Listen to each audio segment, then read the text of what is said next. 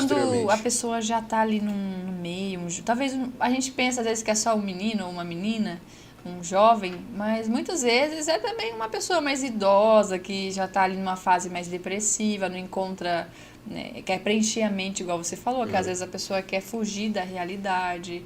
Pode ser também uma esposa, um esposo, que de repente todo mundo acha que é normal, mas o cara, ou a mulher, ou a moça, ou o jovem usa drogas. E a gente nem imagina. Trata como se fosse Sim. talvez, ah, não, é o jeito da pessoa. Só que Não. aquela pessoa cada vez está se afundando, Sim. tá triste, tá mal, precisa de ajuda. Porque eu sempre ouvi falar, eu não sei se é real, mas me conta se é real. Que quando a pessoa procura droga, é que ela tá muito triste, ela tá meio depressiva. Então, hoje em dia, imagina quantas pessoas com depressão existe. Tem uma tendência maior, as pessoas que são tristes, depressivas ou se sentem mais ansiosas a usar as drogas.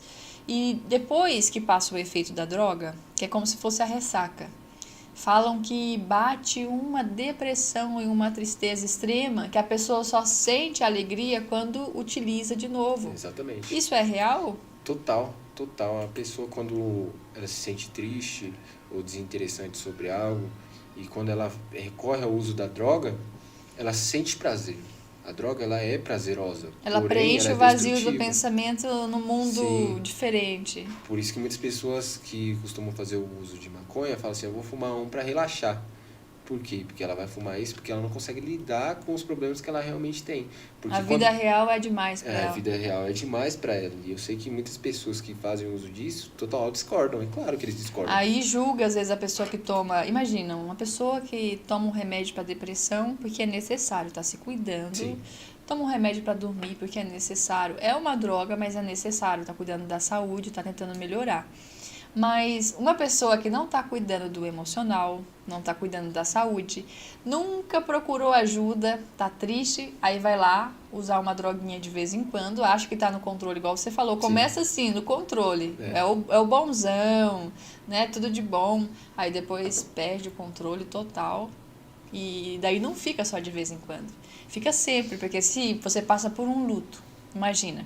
Você perdeu alguém que você ama muito. Você vai usar quando? Todo dia, porque sim. aquele luto não passa. Não, Se você por acaso termina com a sua esposa, você vai usar todo dia, sim, porque, gente, é triste perder alguém em vida também. sim. Então, gente, você já tem uma tendência à tristeza, uma tendência à curiosidade da rua, precisa de buscar um tratamento antes que isso se agrave. Sim. E qual tipo de profissionais você indica para essas pessoas?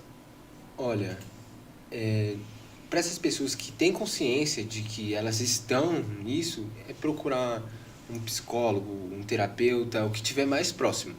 O que tiver mais próximo, porque senão às vezes ela pode se questionar, eu estou precisando, por exemplo, de um coach. Que coach é mais para pessoas que têm ciência do problema, né, do que terapia, Identificou o problema que que ajuda para a ajuda para execução. solucionar. Aí agora essas pessoas que veem que, putz, tá se descontrolando, no meu caso, é bom procurar uma clínica. Uma clínica para ter acompanhamento de psiquiatra, para poder fazer o efeito desmame, que é justamente a pessoa começar a usar remédios para amenizar essa falta da droga. Passei por esse processo, só que eu também fiquei dependente de remédios, você acredita? Virei um Acredito. fármaco dependente. E a gente precisa passar por esse processo e passar pelo processo de desmame, né? Que é você ir diminuindo as doses. Então, pessoas que não têm ciência dessa situação, eu indico as famílias a procurarem uma clínica. Porque na maior parte das vezes a pessoa ela se torna irredutível. Ela não quer, ela não aceita. Tanto que o primeiro passo dos narcóticos anônimos, ele E se fala, sente envergonhado ou se quer sente vergonha. continuar? É a vergonha que não deixa a Mas a pessoa vergonha. ou, tipo, a pessoa não quer realmente voltar para a vida normal? Bom, na verdade elas até têm esse desejo de voltar para a vida normal, mas por elas terem justamente essa vergonha, que foi o que muito teve na minha vida, era essa vergonha de falar assim, pô, eu não consigo, eu preciso de ajuda. Você vai levar um problema para sua família. Nossa, Exatamente. não sou bom, eu não presto. Vem aquelas autocobranças na E aquele mente. pensamento de Falando, caramba, se eu incapacidade. for para minha casa, eu posso levar muita desordem, um Sim, problemão. Olha só para minha mãe me ver desse jeito, meu pai me ver nessa situação. exatamente. Quando foi que você conversou com. Deixa eu arrumar minha pergunta.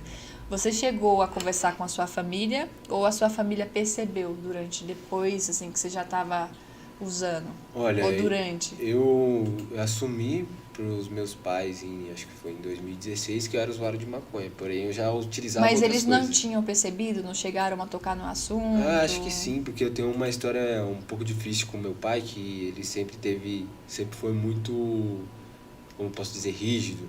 Ele algumas vezes chamou a polícia pra mim, mas é porque ele não tinha sabedoria de como lidar com isso. Ele estava em choque, né? Foi a maneira que ele encontrou de querer me ajudar, né? Daí queria te envergonhar pra ver se na base do ódio, da raiva, você melhorava. Exatamente. Só que não era dessa forma. E isso só gerou mais revolta em mim e que eu me prendi cada vez mais nesse sentimento. Aí ficou na base da raiva. Exatamente. Virou um ódio. Nem raiva, virou um ódio, e esse ódio virou um câncer dentro de mim que foi me matando. E foi só depois que eu me limpei, depois que eu fiquei bom, fiquei limpo, eu ainda tinha esse ódio dentro de mim. E eu realmente só fui tratado quando eu aprendi a lidar com o princípio do perdão, que é você perdoar as pessoas. Que é muito importante na prosperidade, Sim, na evolução, muito ter importante. essa fase. De você perdoar, porque se você não perdoa, você não consegue seguir em frente. Vira uma doença. E ela te prende. E é justamente isso que é ser adicto. Eu estava preso aos comportamentos que meu pai tinha tido. Nem era o que ele era, mas ele tinha acontecido aquela situação, só que eu não entendia. E eu passei por esse processo de me perdoar e perdoar os outros primeiro, só que o principal de tudo é você se perdoar e você saber que sozinho você não consegue.